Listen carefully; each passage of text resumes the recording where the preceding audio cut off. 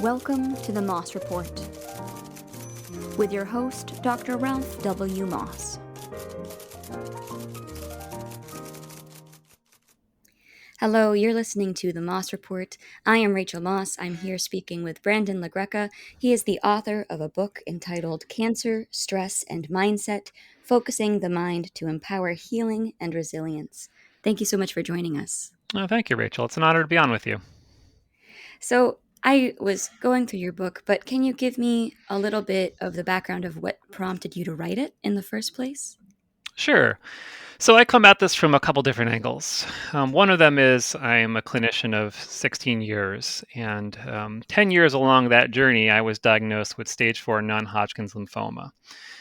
And one of the things that I quickly realized after having that diagnosis is, in addition to working out all the treatment options that I had available to me, I also had to kind of get my head in the game in the sense that I had to have the proper mindset, which would really enable maybe the best decisions for myself, the best way to think about my diagnosis, the best way to think about the prognosis, and all those things going forward. And so mindset was my kind of placeholder term for all of those things collectively, that how I had to think about being a cancer patient. And when I kind of put all that together and I thought, this is really something valuable that I feel like I can share with both my patients, other cancer patients. And so that just took the form of a book, which was published last year. Fantastic. So, when you were first diagnosed with cancer, this was after you'd already had experience with other people and their diagnosis. What did assembling your team look like? What were you looking at in terms of support? Yeah, that's a great question. So first, let me kind of preface with my bias is I've been trained in traditional Chinese medicine, so that is my native chord. And as a holistic form of medicine, like most traditional forms of medicine are, my approach was to try to get by with the least amount of invasive therapy possible. And Mm-hmm. so for the kind of lymphoma that I was diagnosed with, there's really no surgery that's applicable. There in some cases is radiation that can be used, but that wasn't even the case for me. So really the only option was a high dose induction chemotherapy, and as an adjunct to that, an immunotherapy drug.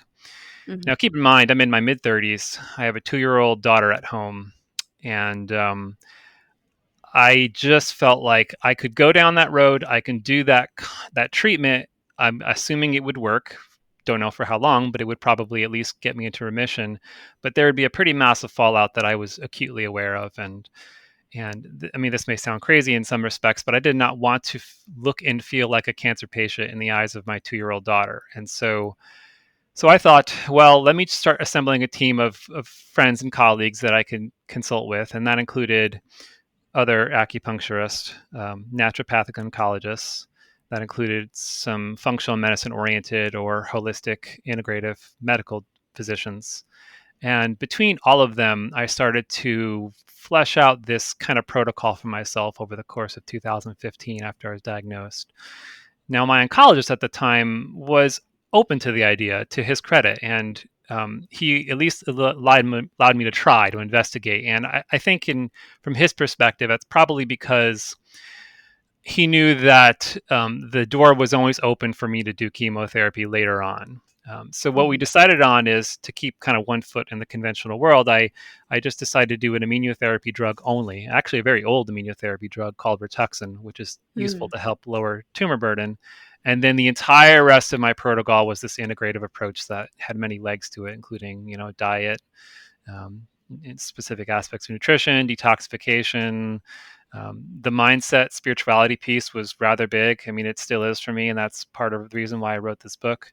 And so, with all those pieces in force, that's what I moved forward with.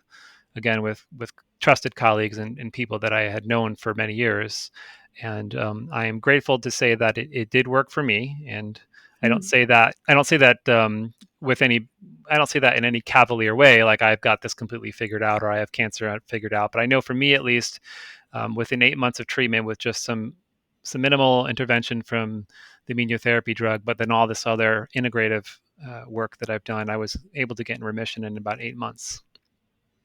And So sorry, what stage was it at when you were So it's diagnosed? stage four. I predominantly had lymph tumors that were enlarged in my abdomen that was surrounding my small intestine, which is actually what got me Wow. diagnosed in the first place. I actually had a bowel obstruction because one tumor, I think the largest of which was 4 inches, was cutting off a section of my small intestine, causing all the severe abdominal pain.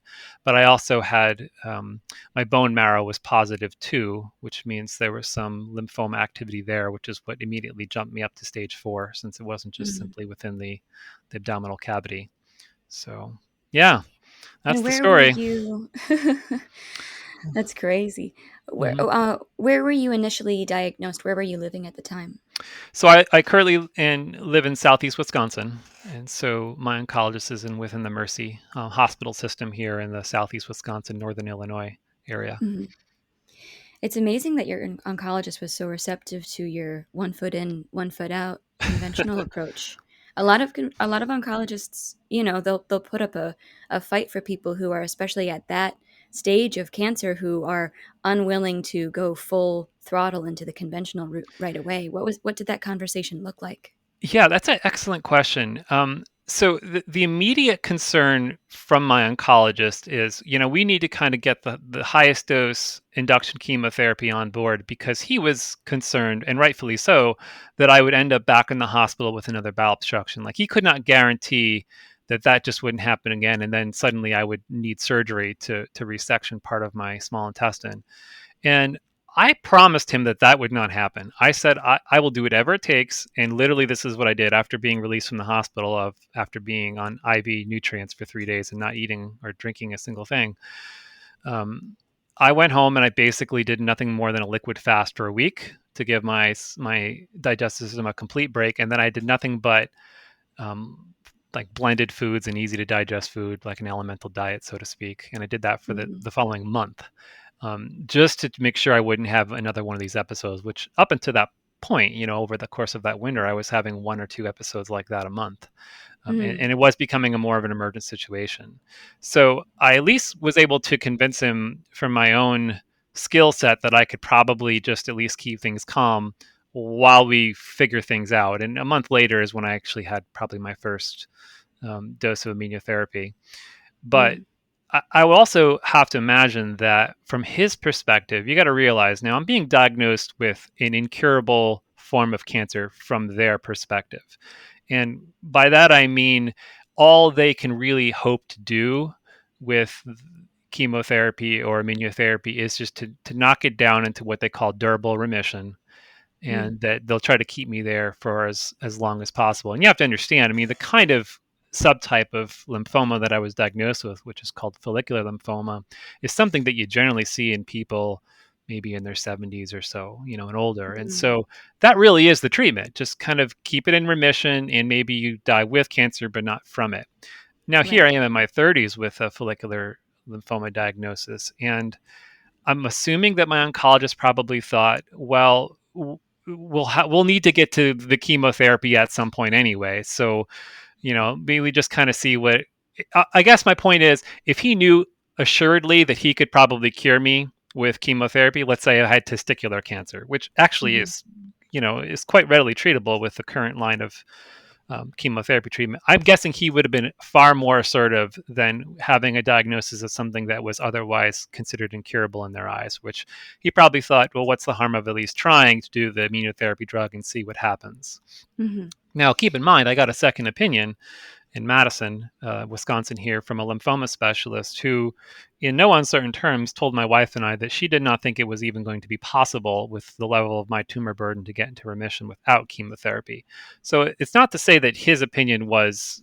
I mean, that was only his opinion. I mean, there again, this specialist in lymphoma was quite certain that that was not going to happen, which of course I took as a challenge, by the way. But I have to wonder if that was kind of behind the scenes what he was probably thinking about, and saying, well, we can always kind of fall back on that as a plan B. Right.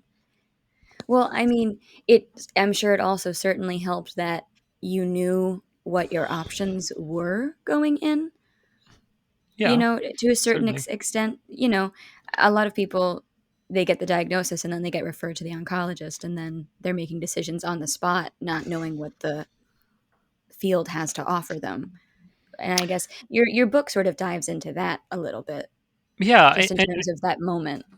and frankly, Rachel, I think I also have to just fall back on, thinking holistically about health and approaching any number of diseases that way. I mean, that's my life's work, right? I mean, that's what I Mhm. do with all my patients and have for many years. And so to me, I also felt like I owed it to myself not to try this. I mean, I would have regretted not trying a full integrative approach and seeing where, even if we got a year down the line and the tumors were still there, maybe they were not growing, but they weren't going away either, okay, I can maybe switch gears at that point. But I have this abiding faith that the body can heal itself if we remove all the obstacles. Now, that tends to be very tricky in terms of cancer because it's such a multifactorial disease, and there's so many elements that we need to consider, which is why I think it takes such an integrative approach, and why I think even just these elements like mindset, like what I'm writing about in stress. I mean, these are no small matters. These are definitely big pieces of the puzzle for people to consider as they're entering into potentially having a cancer diagnosis. Mm. In your book, you mentioned that sometimes wrapping your head around where the cancer might be coming from can sometimes help you get over it. You list the example of the woman whose son had recently passed and then she developed ovarian cancer, and just Mhm. sort of those being, or maybe it was cervical. I'm sorry. Yeah, But yeah. it just being somewhat related. And, that's obviously not every example, but do you think that there was a stressful incident in your life that contributed to this diagnosis, or it's just one of those things that happens? Yeah. So here's probably where I'll split hairs with you a little bit, and I'm going to give you a sneak peek at what my next book's going to be about because I'm going to dive a little Okay. bit more into actual trauma. And I did not specify this in the book. I basically just covered the science of stress and how it dovetails with cancer, but I didn't actually come out and say, is or is not cancer a carcinogen. I'll tell you Mm, now what my personal opinion is. I actually don't think stress itself is what I would call a textbook carcinogen, which is, I mean, I don't think it can actually initiate the cancer process. I think there's actually better evidence that trauma itself, like a shock to the mm, system, actually can be. And I'm going to really dive into that in my next book. But for sure, without a shadow of a doubt, stress is a very potent promoter of cancer. And we know that through several different means. I mean, we know how stress raises inflammation, how it elevates blood sugar, dysregulates the immune system, so on and so forth, right? So we know that, and we know this in animal models, and we know this um, from many different angles that stress itself, its connection to cancer is pretty much incontrovertible. I mean, we know that it promotes cancer very potently. Now, to your question, is can there be traumatic things that happen to us that cause maybe like the seed of cancer to develop? I absolutely think the answer to that question is yes, and we know that through looking at, for instance, adverse childhood events, that we see that people that have a number of these kind of childhood adverse events, or what we'd call traumas, are much more likely to have cancer later in life. Now, it's not the mm, only thing that can potentially happen to them, but I think that there is a way, and I can speak maybe more specifically in Chinese medicine terms about this because we do have the context in our medicine to understand this, that traumas definitely have a way of damaging the body in a very deep, kind of almost like a blueprint like way. And I'll put it to you this way: I think one of the definitions of cancer itself that I'm very partial to is cancer is a disease of a wound that does not heal. Now, I'm not the first mm. person to say that. I can't take credit for that. But I think that's a very real statement in the sense that we can be exposed to something. Now, that could be something as obviously carcinogenic, like ionizing radiation, just a walk through Fukushima. But it can also be a very severe mental emotional trauma in your early life. And those things kind of damage the body in a way that if we are exposed to other cancer promoting factors in our life, such as we're highly stressed, and maybe because we're highly stressed, we take up destructive carcinogenic habits like drinking and smoking, those things further promote the cancer process that has already been started by another means. And then of course we're exposed to all these carcinogens in our environment. You start stacking these things on top of each other. That's how things snowball fast when it comes to cancer. And that can be, again, like in my case, in my early 30s or maybe decades later. But yeah, I mean, it's a excellent question. It's one that I'm probably not going to be able to get like absolute defining science that says trauma causes cancer. But I think we're going to be able to show that there's enough good evidence to make this correlation that trauma does affect the body very profoundly that way, which cancer can be a result. Do you utilize any stress relieving techniques that you would suggest other people try, Oh, even without a yeah, cancer diagnosis? absolutely. And for caregivers as well. I mean, everyone's stressed in this whole process, as my wife can probably can speak to. But yeah, there's three like kind of categories that I in terms of a stress strategy in kind of a coping strategy. And so one is, which I think is probably in some ways the most important, is an active strategy. And this is what you do individually as a habit to help mitigate stress in your life on a day-to-day basis. The one that I'm most drawn to personally is meditation, and I've had a very deliberate meditation practice for years now that I've kind of relied upon. But what I will say is some kind of active strategy like this will kind of decompress you on a day-to-day basis so stress doesn't pile up, so to speak. And the way I can think of it, I have my tea mug sitting here in front of me, and this is how I explain it to patients. We have various stresses that we accumulate that are kind of like pouring water into your glass or your mug. And they could be mental and emotional stresses, things that happen to you. Let's say you heard some bad news, or whatever the case may be. Maybe you didn't sleep good the night before. That pours a little bit more water in. Maybe you skipped a meal, which you shouldn't have, and that adds a little bit more water. And before long, you get enough collective stressors that it overflows, and that's when you have symptoms or you have issues. Now, that symptom can be as simple as having a headache or a migraine, or it could pile up over time and be something like cancer in terms of its promotion effect. So, an active stress mitigating technique is equivalent to pouring water out. Okay, we can't always control the things that are going into our mug, but we can certainly pour things out of our system, so to speak, so we're not accumulating those stresses in a way that's going to be damaging to our body. And so meditation is fantastic. But I talk about several different ones in my book. I mean, breath work is another good one, being able to slow and control your breathing. Journaling is another fantastic one. Sometimes people just need to kind of write things out in terms of the concerns they have day to day. Hmm. That's also a particularly potent one before bed, especially if someone who carries the day with them into their sleep and maybe has disruptive dreams surrounding whatever their stresses are. They can try to get it down on paper so they're not mulling it over while they sleep. Mm. But then the next category is passive, and that's things that others can do for you that can help to decompress you. And I mean, that could be as simple as just getting enough sleep, or getting acupuncture or massage, getting enough exercise.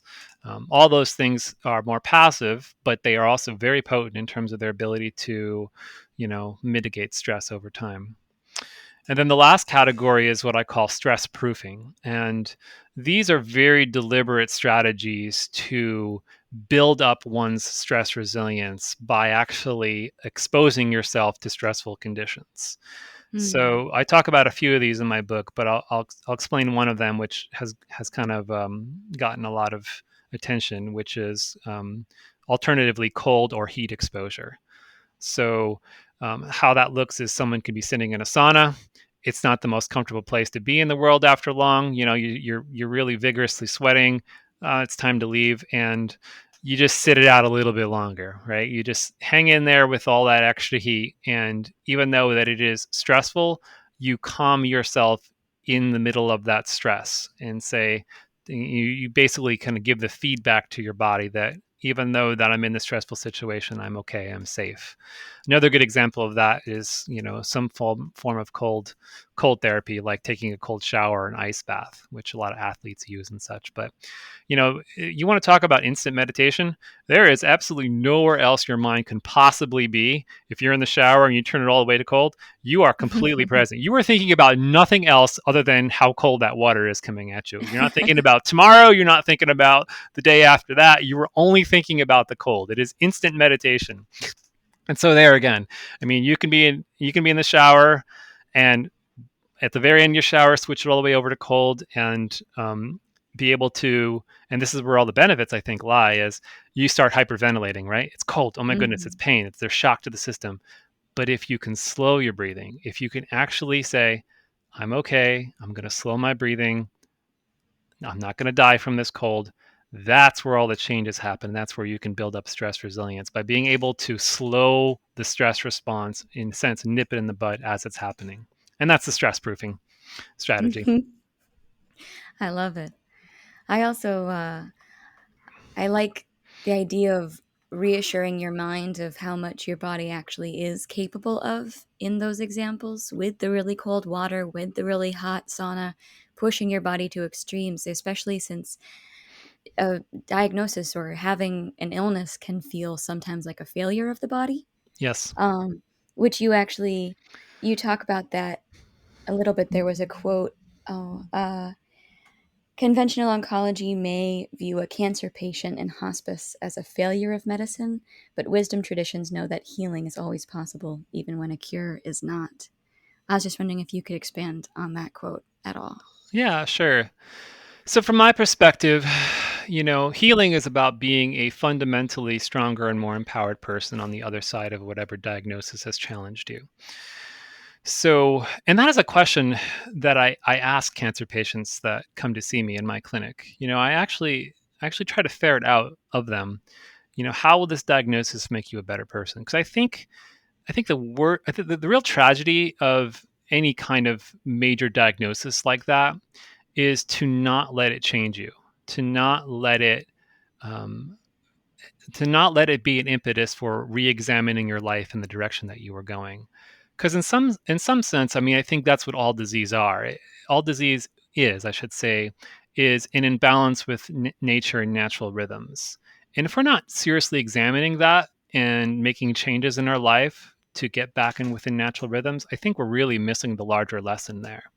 And it could be something simple. It could just be I am stressed out and haven't slept enough, and my diet's really poor. And but all these things collectively are what's undermining my health. But again, I think one of the biggest tragedies is someone to get a cancer diagnosis, to think of their body like it's a car, to take it to the mechanic, which in this case is an oncologist, to fix me up, to eliminate it. We have this way we want to externalize cancer. Think about breast cancer, for instance. I feel this lump on my breast. I just want to go to someone who can cut it out and then pretend like this never happened. And that is completely missing the point in my perspective. Those Mm. cancer cells are you. They are literally your body cells. Your genetics have gone awry, but that is your body that's doing that. And not to be controversial, but I think conventional oncology are really good, not necessarily at treating cancer, but at treating tumors. I think Hmm. if you want to get really good at treating cancer, you have to understand the terrain of the body and all the things that make you healthy, again, in following natural law and natural rhythms. And if you don't take that perspective, and if you don't choose to be a stronger, more empowered person on the other side of it, you are not actually being healed. You may achieve a cure. I mean, you may be able to get that lumpectomy and say at some point that yes, the breast cancer has been cured, but we don't know what's going to happen 5, 10, 15 years from now. Maybe you get a cancer reoccurrence. Maybe you get a different diagnosis of a different disease. But have you Mm. fundamentally changed your health and wellness on a deep level? And then I ask patients, what is your vision for yourself going forward? How is this going to change you in a way that you are going to make the world a better place because of that? And I think those are really good questions to ask in terms of, what can I do to really learn and grow from this? Because cancer fundamentally is a teacher. I mean, it's showing us where there is profound imbalance within our body. And so that's the lesson that I think we can hopefully take away from it, and that I did as well. I mean, I'll tell you just my own personal answers to those questions.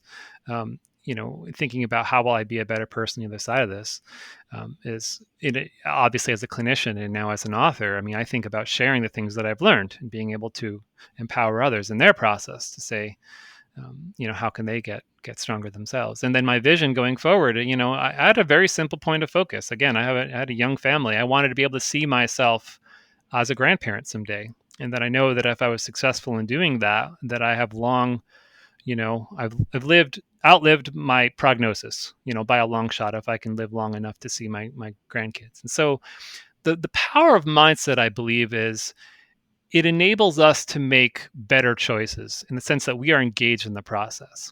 So if I'm going to begin with my why, if my why is to be able to live long enough to see my grandkids, then mindset is the road to get there. For me, mindset then is all the decisions I'm going to make day in and day out that keep me laser focused on that goal, right?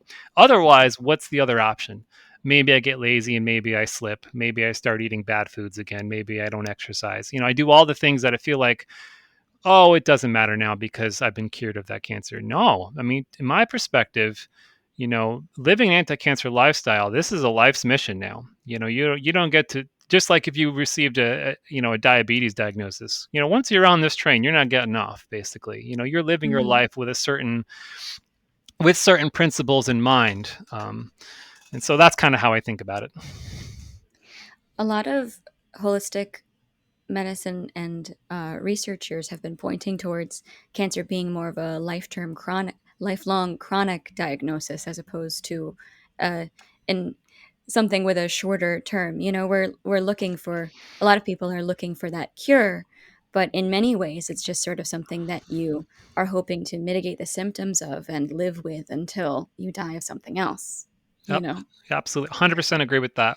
And as evidence of that, I'll point to the fact that most everyone listening to this right now, whether they've received a cancer diagnosis or not, has cancer cells in their body. I mean, we have Hmm. either precancerous cells or outright cancerous cells that our immune system does a fairly good job, for the most part, of mopping up.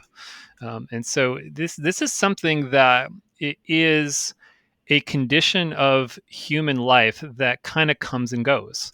And I think that it's very possible. And I think even with our current technology and with our current, integrative approaches, that we can probably do that for most cancers now, is largely either keep it at bay or have the progression be so slow that it's not necessarily a death sentence. So yeah, absolutely. I think that should be how we think a bit differently. I think the beauty of especially your area of expertise, Eastern medicine and everything, is Mm. keeping that high quality of life that allows you to have a positive mentality to explore mental healing. If you Right. feel like your body's being poisoned, it's harder to sort of stay positive and think about the long term. I thought about that a lot too. Yeah, and that was another thing that entered into the equation of, why I wasn't necessarily going to jump, headfirst into conventional oncology treatment. Again, not to say that it's not the right decision for somebody else, but in my instance that was certainly the case. But yeah, I mean, what you speak to is very pertinent, which is that's the resilience piece. I mean, how do I think about, you know, not just being um, not just being cured of the disease again, but being better, stronger, more empowered, healed in the process. The thinking of the life past the diagnosis, that falls into the third question of questions that you like to ask cancer patients, right? Hmm. Yeah. What are the other two that you bring up? So one thing that I like to ask is, has there ever been a time in your life where you really no longer wish to be here? I mean, and at any point where you really checked out? And what I'm trying to discover in a patient when I ask them that is not necessarily are they a suicide case, um, but has there been a time that has been so emotionally or mentally overwhelming that a person just kind of gave up on themselves, even if it was for a brief moment when they had to kind of battle back from that? And what I'm looking for is, again, and this is what we discussed prior, kind of like the seeds of cancer. What are the things that have damaged us so that it's been really hard to get on since then? So the example that you picked out from my book was the woman that I talk about who did have a cervical cancer case that developed, I believe it was a year or two after her son died tragically in a car accident. And the metaphor there, at least that it's obvious to me, is, I mean, she got a cancer in an area that, in some ways, I mean, this is literally the area of her body where her son was brought into this world, right? Her son was birthed. And I'm quite sure I can say this as a parent, that a part of her probably died that day that her son died. And so, these are massive things that we have to grapple with as human beings. That there are these traumas that we have to deal with.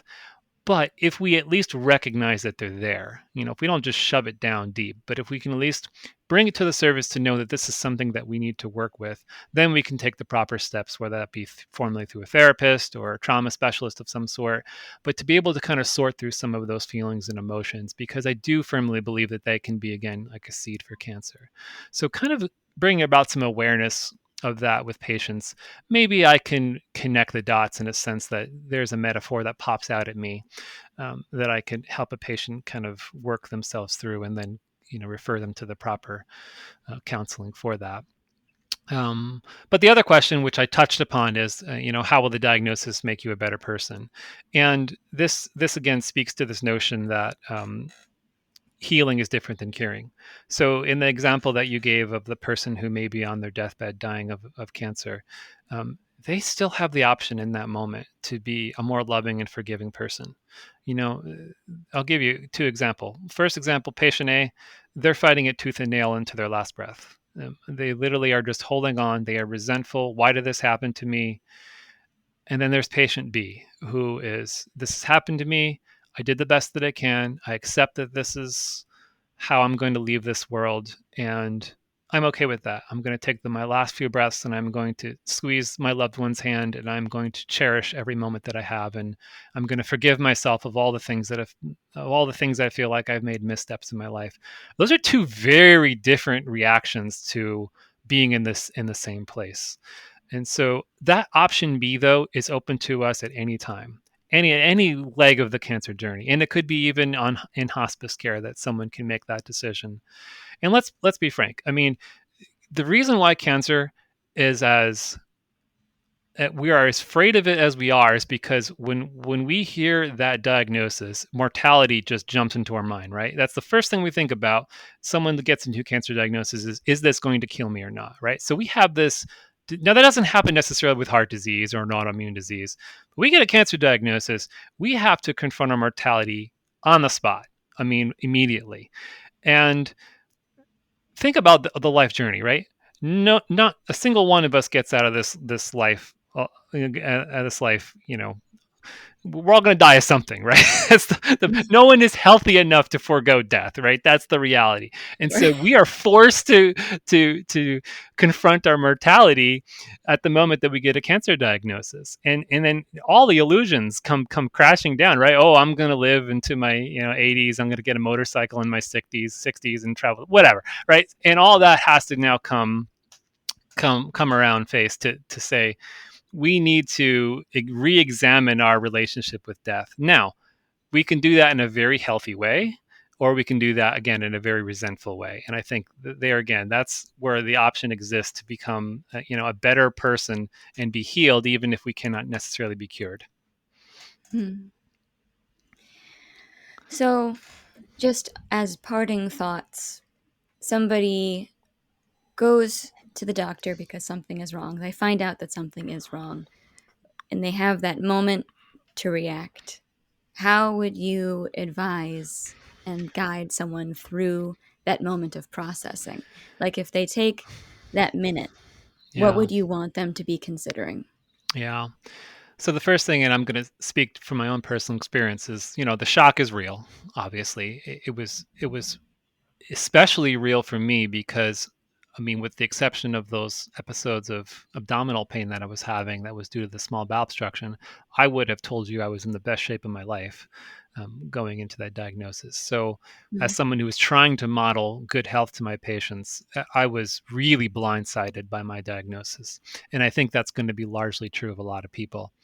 Um, so I would just say recognize the shock is real, and give yourself whatever time you need to kind of come down from that. It may not be in the next a few minutes, might take a few hours or a few days, but at some point you're going to come down from that initial shock, and then that's when the opportunity exists.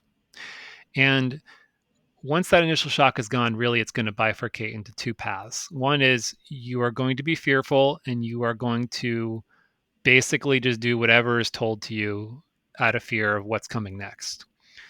The second option is going to be the one that's the more empowered perspective, which is, again, instead of approaching this with a fixed mindset, you're going to approach it with a growth mindset, which is, okay, let's take stock of everything that's led up to this point. Let's think about all of my options. Let's take a moment to breathe. Let's get a few different opinions. And then let's move forward with the treatment options that I feel the best about. And that is my fundamental advice to people is you have likely more time than you think. That's not always true, obviously, with the cancer diagnosis, and there are some emergent conditions. But for the most part, that cancer has probably been there for years, if not decades. You have time to sort things out a little bit. And once you do, the single most important factor to me, I say this as a clinician and as a cancer patient, is you have to get 100% behind whatever treatment you choose. And I tell this to patients. I don't care if you go full stock 100% conventional oncology, high dose chemotherapy. If that's what you feel like you need to do intuitively and then academically through your research, I'm 100% behind you. I will back your play and I will plug in wherever I need to. Even if that's just me doing acupuncture for the side effects of the chemotherapy. I will do whatever I need to do. But what's most important for me is that you get completely behind whatever course of treatment that you want to follow. And the reason why is because I don't want people waffling. I don't want them flip-flopping and saying, is this right? Is this right? There is no doubt that the cancer world is just replete with all sorts of options. There's a whole bunch of good stuff. There's a whole bunch of bad stuff. And people can get overwhelmed. I mean, just think about the integrative world. You could probably spend weeks researching different options and become completely bankrupt taking like 1,000 different pills. But that's not the point. The point is, what are the things that you really feel good about? Take a few moments, breathe sit with it, and then pray about it, meditate about it. And then on a intuitive level, what really feels right to you in your heart of hearts? That's more important to me because I want a patient who is empowered that says, this is what I need to do and I'm going to get behind it. That patient will have a fundamentally better experience and outcome, in my opinion, than someone who is, again, waffling and going back and forth trying to figure out what to do. So I would say, again, to answer your question, take some time, sit with all your options, consult with your family, however you want to approach this, and then really move forward with the things that you feel really good about, that this is what makes sense for me. And then stick with it. Then stay the course. Thank you so much. Well, we've been talking with Brandon LaGreca. He just came out with a new book, Cancer, Stress, and Mindset, Focusing the Mind to Empower Healing and Resilience. Is there anywhere that people can find your work or look into the kind of holistic approach that you do? Sure. My book is available through all online retailers. And then to connect with me personally, my website's just brandonlagreca.com.